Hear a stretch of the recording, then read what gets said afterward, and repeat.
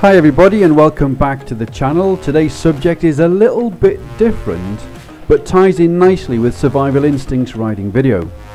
It was in that video that it was discussed when things go wrong and go wrong quickly, it's our survival instinct that can not only help but in some cases can be a hindrance. And this is when our emotional instinct to survive shows in part who we are. And if you remember, we talked about fight, flight or freeze. I also mentioned a failed parachute opening which negated the flight or freeze scenario being of any use to me.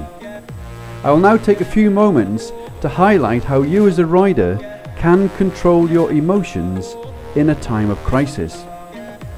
And here's my experience of having to deal with a situation that I would have rather have not to have dealt with. But with all the preparation and planning in the world, not to mention practicing perfectly to become perfect, things can still go wrong. It's just God's way of showing you He's got a sense of humour. So here we go. And just to point out, this video footage isn't mine, this isn't me, but this is what happened to me because my experience happened when I was 18 back in the early 1980s. And videos then weren't so good, so and just to make things completely clear, I didn't die. So to parachute you would normally need an aircraft to get you up there to a height that you can train from, and at some point you might need to exit the vehicle to allow parachuting to begin, because otherwise it's just a short return flight with no destination, and that's no fun.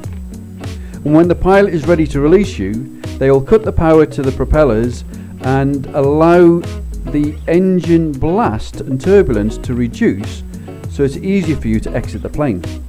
And it's at this point when those noisy engines appear really quiet and all you hear is the wind whistling over the aircraft.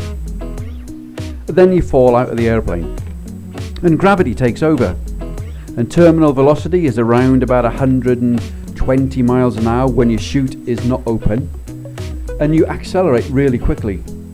But once your chute does open, you can reduce your descent speed or your landing speed to around about 20 miles an hour. And if you turn into a headwind, you can slow that right the way down to get a nice soft landing. However, on this day, due to turbulence, the chute decided it didn't want to open properly. And part of your drills and procedures are that when you pull the chute release cable, you are to look up and check that the chute is correctly opening. So imagine how surprised you look when you look up and you see this. This is not good. This is when your fight survival instinct needs to kick in. There's no time for panic or flight instinct, closing your eyes and pretending it's all going to go away, or freeze. And don't forget, screaming at this point, it's just simply a waste of time. Now it's time to fight. And with all dangerous sports, there are training procedures to pass through to gain competence, and parachute in some ways is similar to motorcycle riding in that it can be dangerous, but believe me, more people die river fishing than parachuting.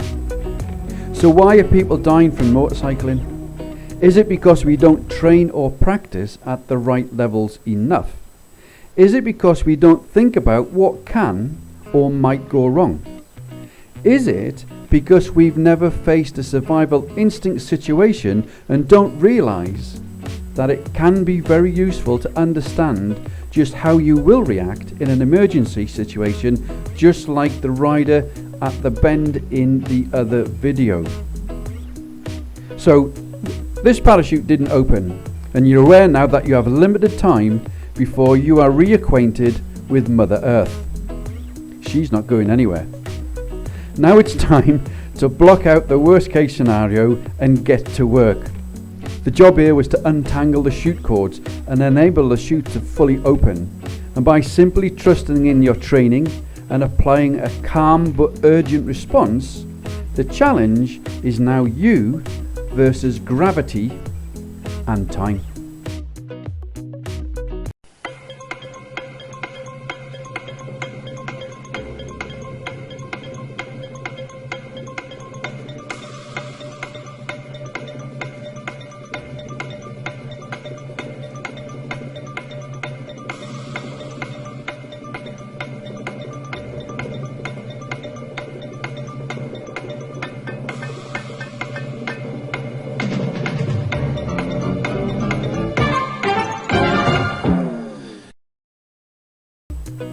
And needless to say, with determination the chute opened enough to land, and I do seem to recall that even though I wore really sturdy boots on the day, I received a painful slap on my feet as if I'd been hit by a professional cricketer slapping my bare feet.